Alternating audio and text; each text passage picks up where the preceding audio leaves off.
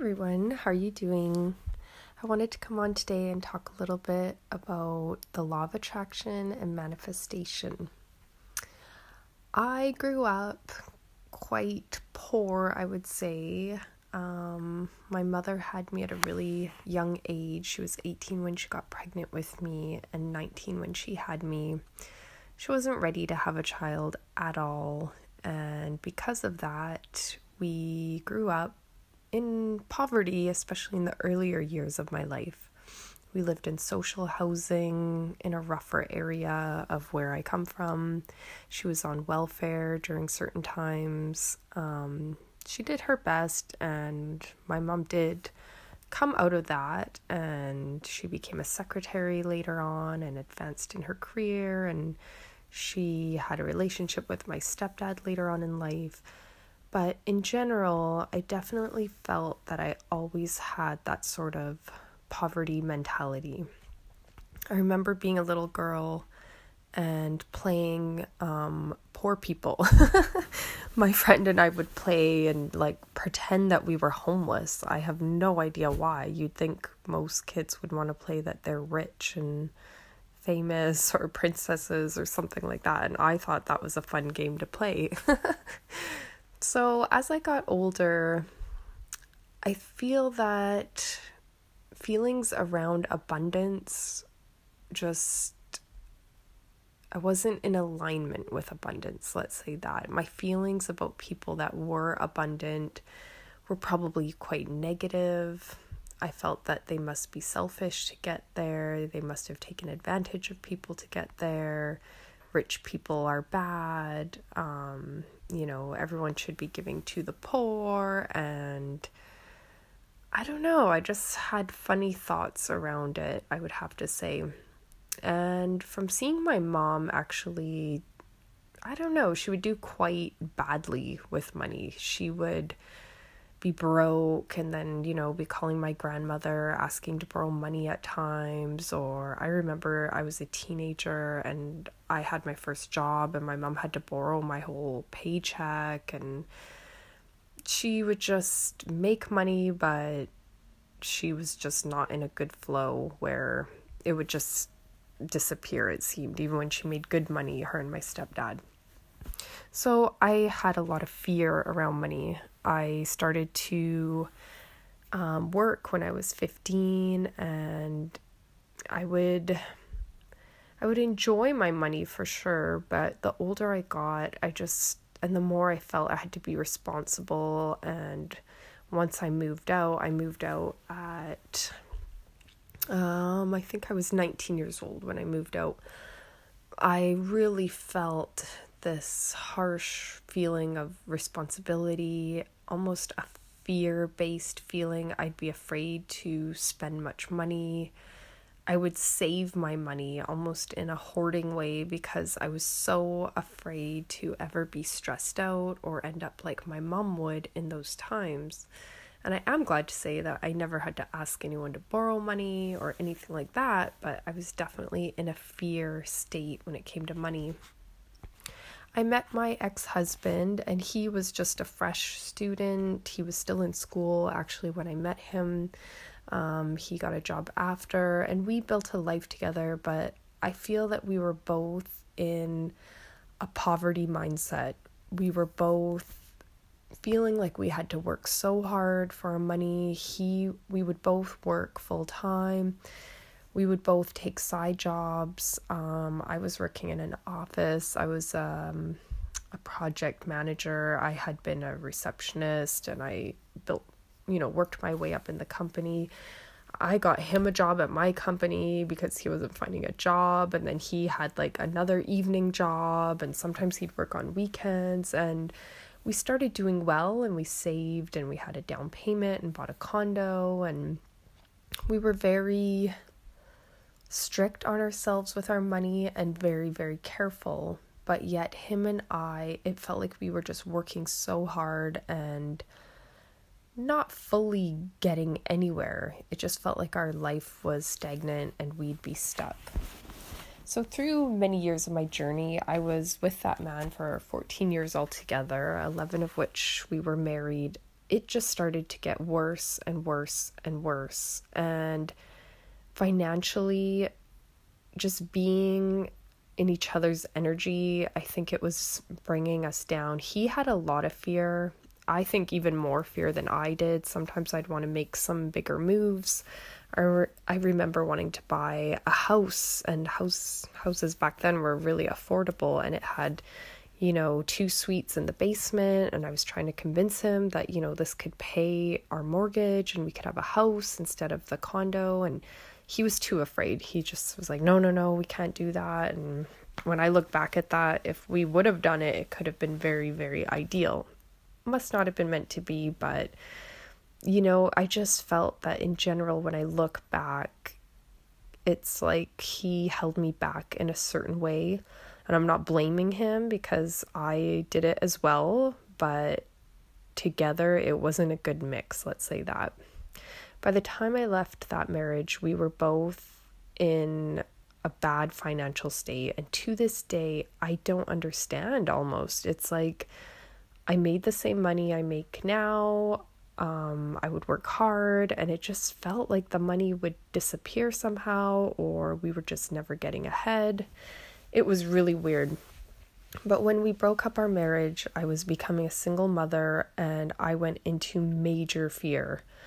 I remembered my mom being a single mother. I was starting to envision just being so poor, living in an ugly old basement suite or apartment or low income housing or something. I just got really scared. But around that time, I started learning through my spiritual awakening, just being drawn to the law of attraction, YouTube videos on the law of attraction. I watched The Secret. It was like on Netflix, and read the book. I just started to be drawn to it at the perfect time, most synchronous time that I think I needed it, because stepping out on my own, getting away from codependency, like it was the opportune time for me to come into my own inner strength. So I decided I needed to switch my thought patterns. I needed to get out of fear and feel that sense of trust in the universe that I would be taken care of. My son and I both would be taken care of. Everything would be fine.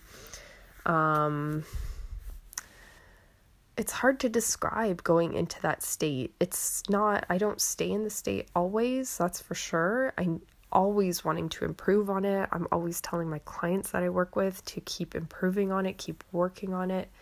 But I began writing down lists, manifestation lists of what I wanted. A lot of people had been doing vision boards around that time. I think I did one once back then. I just really started putting out lists. And then I learned that when there's a new moon, that's a really great time to make sure to review your list or write out your list or just put it out to the universe. So through my spiritual practices and just some learning and reading, I started to pick up more tips and tricks on how to use the law of attraction. I started seeing it in little ways. The more I just trusted, the first thing I did was sort of get out of a you could call it a stinginess, or people could say it's cheap, but it was really fear. It was just, I was so afraid that if I spent money, I would be broke, or, things would just go so badly. So I would just be so careful with my money. And all of a sudden I felt that inner trust, and I thought, no, I'm going to buy this because it's good for me and I need it. Or something that is a funny example for me was there's a certain protein shake. It's called Vega. Here in Canada, it's about $60 for a tub of it. And I remember when I was married thinking, oh, I really want that stuff. I bet it'd be really good for me. You read all, it's got greens and vegan protein and all the stuff that's so good for you in it. And I really wanted it. And I'd be at the grocery store, and when I was married, I thought, oh gosh, no, I couldn't dare spend that much money on a protein powder. Are you kidding me? No, not doing it. So I would skip it and just not, and go without or buy a cheap thing or something like that. And I remember when I moved out on my own, being at the grocery store one day, and I saw it and I was going to buy it, and I couldn't decide between two different flavors. And I thought, screw it, I'm buying both, actually. So I think I spent, over $100 on protein powder. And to me, the old me would have been like, oh my gosh, that's crazy. You can't do that. And don't get me wrong, I am not ever going to say to be financially irresponsible. I had the money to buy it. I would have just normally stopped myself. So I bought it. I thought my body deserves this. I need this. So a lot of times too, with the law of attraction, it's, what are you putting out to the universe? I finally started to love myself more through my spiritual work and my healing. And I started to feel that I deserved good things. I deserved what was good for myself, my body, my well-being, my happiness, my joy, whatever it may be. So I bought the protein powder. It started with little steps like that. And the more I just sort of stayed in a flow, it was like the money would go out, but it would just come back in and I would just stay in the same spot anyways. Finally, I got tested in a bigger way. One of my good friends, we had been talking for ages about going on a trip, and she was doing some traveling on her own, and really cool traveling, like to places like India and things like that. And I was like, oh, wow, it's so cool what you're doing. And she just said, well, why don't we go on a trip if you want to go on a trip? And I was like, okay, yeah. And at the time, again, I'm the single mother. I don't feel I have the money to be traveling around. But she says to me, okay, if you could go anywhere in the world, where would you want to go? And at that time, through a lot of my spiritual work, I was really drawn to ancient Egypt, the goddess Isis. And I had been watching this whole series. I watched the whole thing. It's called The Pyramid Code. And I was just, it really felt like it interconnected with my journey and just so many things. I could go on and on, make a video just about that whole connection and ending up on that trip. But I said to her, okay, if I could go anywhere in the world, it seems so far-fetched, I would pick Egypt. And she goes, okay, I want you to shake my hand on it. And I shook her hand on it that we would go to Egypt.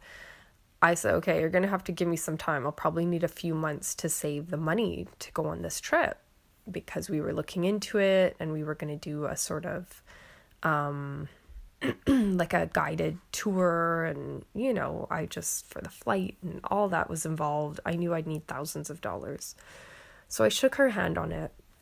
My 3D job is a makeup artist and I'm freelance, so I work on call with an agency that's in town, and some months are better than others. And even to just flow into doing that job, I had to go into that state of trust, because sometimes it's slow and sometimes it really picks up and you get lots of work. Sometimes you get lower paying jobs, sometimes you get some higher paying jobs.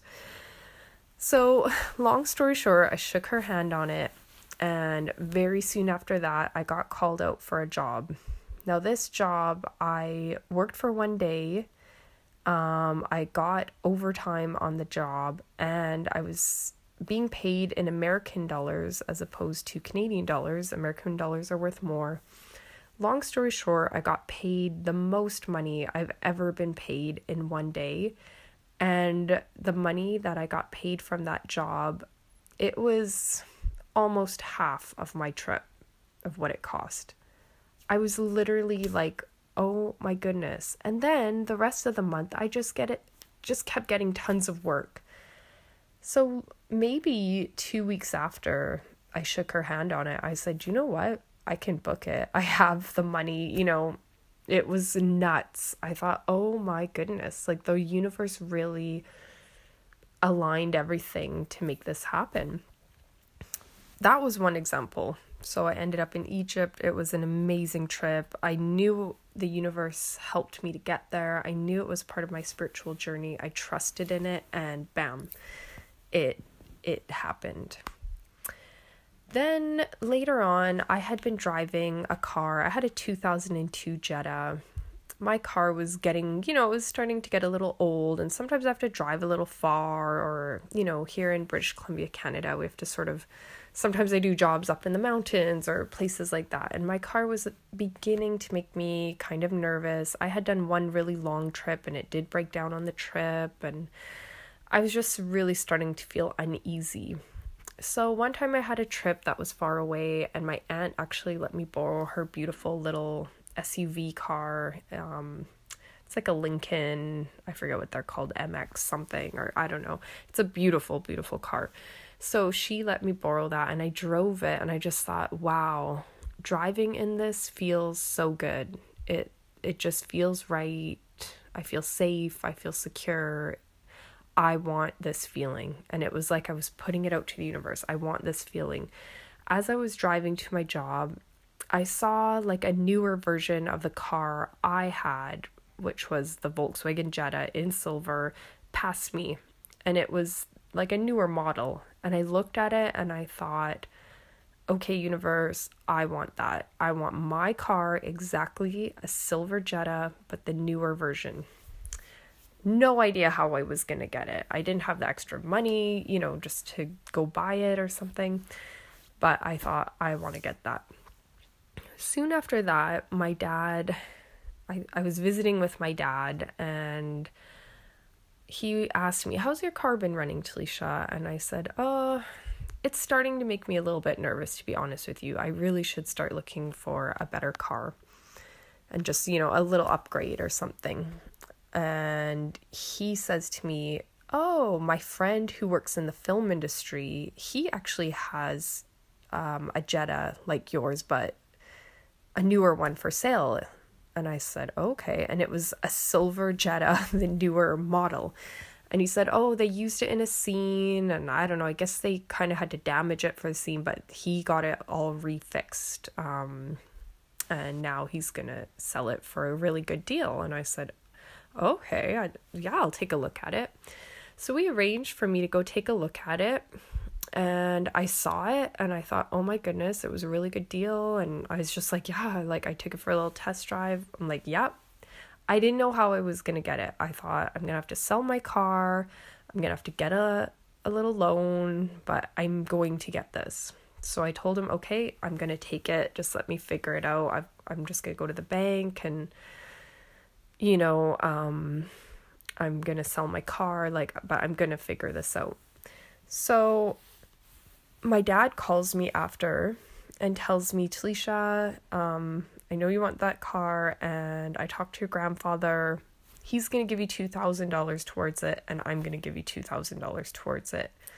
And I was just like, oh my goodness, thank you. I was not expecting that gift. I was just so thankful. That was so kind of them to want to help me out. I put my car up for sale, and I ended up giving it to someone in my family on as a really good deal. Let's say that. It was my mom's cousin's daughter. I ended up selling my older car to her for her teenage daughter who just needed a first car. They paid me for that car, and I realized that the exact amount that my grandfather and my dad gave me plus what I sold my car for was the exact amount that the new car cost. It didn't cost me an extra dime. I was in shock, wow, okay, this is really working. It was nuts, And so many stories since have happened like that. So many times, just putting it out to the universe. I want this. And honestly, having no idea how this can come about. And you're just in shock. Another time, this is another funny one. There's a hot yoga studio by where I live. And my dad knew the owners, but I went there, I tried the class, and it was really good. And I knew the prices for the infrared hot yoga, it's really expensive, So I didn't want to expect anything, but because my dad knows the owner, I thought, maybe they'd give me a deal or something like that. That would be amazing. So I said, universe, I'd really love your help with getting me to this hot yoga. I really think it's good for me. I don't, this is the thing, is you put out your hopes and wishes, you trust, you don't expect. That's a big one, so I didn't expect they should give me a discount. They don't need to. That's their business, their choice. But I just thought, let's put this out there. Any help is appreciated. So my dad talked to the owner, and the owner was actually in the process of selling the business anyways. And I think, it was being transferred over, and she just thought, you know what, I'm just going to put you in the system for 1 year. She just put me in the computer system.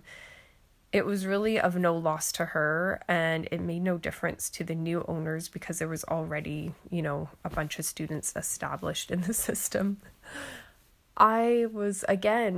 This was worth a lot of money. I was like, what? A whole year covered for free? Is this really happening? So that was really kind of her. I was so thankful. So this is the other key, is gratitude. You want to feel grateful. You want to feel full of gratitude for what you already have. And for anything that the universe wants to send your way. You want to stay in trust that good is coming your way. Whatever you want to call it. Some people pray, and even just that act of praying, it's putting it out to whatever you want to call it, God, the universal energy flow, whatever you want to call it. It's just putting it out to the universe. So with new moons, again, I love to write out lists of what I envision for myself, my dreams, my hopes. I love doing gratitude lists where I write what I am grateful for. And I watch a guy, his name is Cody.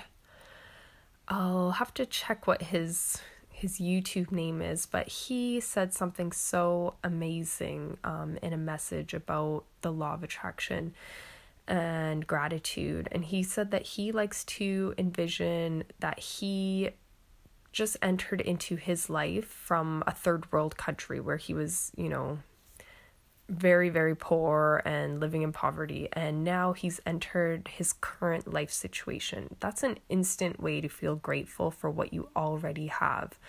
Just imagining that you're so grateful for a bedroom or a home or a bed to sleep in and warm blankets, a refrigerator and a stove and food in the fridge and light and electricity, and you know what I mean? It could be school or having a job or anything. You will suddenly just feel grateful, even for people in your life that are around you.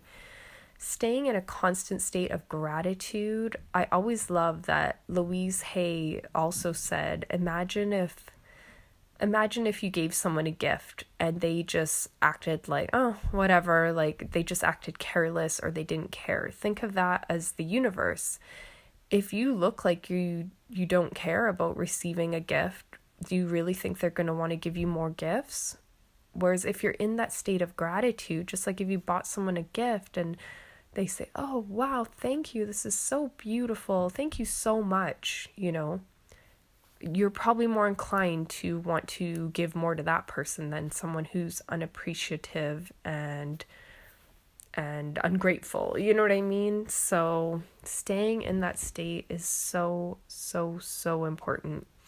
So I find that in a lot of my sessions, cards will come up or messages will come through, just getting my clients, and I just feel even humanity in the flow of getting into that grateful state, getting into that flow state, the flow of putting it out, trusting, being in a state of even being able to receive. Sometimes I have to work with people to remove the blocks to receiving, because I know I sure had a hard time receiving. It was tough to receive at first because you have to feel worthy of receiving what the universe can give to you, what others can give to you. Like with myself, I remember a long time ago when my dad or my grandpa, who, they're well-off men, and they would offer me something, I'd be like, oh, no, it's okay. Or it'd make me feel so awkward and uncomfortable. I did not like receiving. Whereas finally, when I was in that flow state and I had done a lot of my work in removing my blockages, when they offered me $4,000, I thought, wow, thank you so much. That is amazing. I'm so thankful for that. Wow, that really helps me out so much. And do you know that they feel so good to help their daughter/granddaughter? That makes other people feel good as well, to know that they're helping, to know that they're making a difference as well. So be okay with receiving. Be open to receiving. There's tons of abundance in the world. It's a matter of almost like putting up your hand to grab what's already out there, what's already flowing. So the more that more people learn this, the more that we will all come into a sort of mentality or state that, maybe it's felt like it was only reserved for the elite. It's a lot easier to feel abundance when you've grown up in abundance and you've been used to receiving your whole life. It's easier to be already born into that flow. But I feel like for the rest of us who were like myself, grew up in, on welfare or something, we're not as ready. We're not as equipped to receive or to see big things happen for ourselves. But so many people do get themselves out of that state. And the thing is too, is that manifestation and law of attraction, I think when The Secret came out, people would argue, because it can sound like it's like, oh yeah, so I'm just going to believe that I'm going to win the lottery or something and it's just going to magically happen. And it's not that. There's action required, definitely. You have to actively be a part of what it is you want to manifest. You can't just sit back and relax completely. You know what I mean? There is an active part to it. Even if it is just writing out your goals and then writing out action plans of how you can make your goals happen, but asking for the universe for help along the way, guidance along the way, so that you can make these things happen in your life. That's huge. Law of attraction manifestation can also work with crazy things that you would not expect it to. So for example, your body. If you start envisioning what you want your body to look like, it's odd, but you can start to, that one is a work in progress, but I swear you can start to sort of be in alignment with getting to those goals. Also with love and relationships, writing down what you see in a potential partner, what you envision as a relationship, what does it feel like in general, what's the scenario that you see in your life with that perfect life partner. Write it down, envision it, feel it. And the law of attraction manifestation, it will just happen in the most mysterious and crazy ways. I wrote down a list of what I wanted to find in a partner. And the funny thing was I found that partner. I did realize afterwards that maybe there were some points that I forgot to write down or think about or consider, and I revisited that and I wrote down those things as well. So it's funny. It's funny because you want to be able to not limit what you want to bring in as well. Try your best to be as clear and thorough and detailed as possible. I wrote down on my manifestation list, I want him to be financially well off. I want him to be attractive. I want him to know how to cook. I don't know why cooking was like a big thing. I had dated some men or my ex-husband could not cook at all, and it would bother me. I wanted him to be outdoorsy, love to travel, adventurous, this and this and that. Some things that maybe I could have written down were, patient, caring, some things like that, so just make sure that you're very, very thorough with what you put out to the universe. And if you miss some things or you realize in your life some things are missing, just keep focusing on those to add them in. And funny enough, say in that relationship, I called in, he fit a lot of it to a T. As time went on, I realized some parts were missing. I love and honor myself enough to know what I truly want or what I truly want to be treated like. So I spoke my truth with him and I was strong, and he's working on the aspects, say impatience or not showing he cares in certain ways that I want to be shown or things like that. And I see him working on that, and I feel I'm putting it out there to manifest, the type of relationship that I really, really want to be in. So I just wanted to share all of that with you. Let me know in the comment section if you've tried some different ways, or if there's any tips or tricks that you would like to share with everyone of how the law of attraction and manifestation has worked for you. For twin flames listening to this, it will be huge in bringing together unions out there and putting it out to the universe. You're ready to receive that which is in your highest and best good, whether that be the twin flame union at this time or not. That's okay, because you're in that flow state, you're in that trust that the universe is bringing to you what is best for your soul growth at any given time. So the more you're in line with these principles, the more you're ready to just accept what's happening at any given time and go into surrender by not resisting, what is or what is happening. So I would say for any newbies out there, it's a little bit cheesy, but I really like myself. Every once in a while, I'll watch The Secret, which is on Netflix. I've told a lot of my clients to try to give it a watch. It's just an easy way if you don't have time to read the book. There's also a book called, I believe it's called Magic or The Magic, something like that. And I've started on that one. That one is making it like a daily habit to write things down, do a gratitude journal, things like that. So that could be another good one to continue on with, or even go straight to that. Either way, I hope those help. And also, if there's any resources any of you have enjoyed, please share that in the comment box. Thank you so much for listening, you guys. I hope you're all doing so well and your journey is going well for you. Lots of love and light to you all.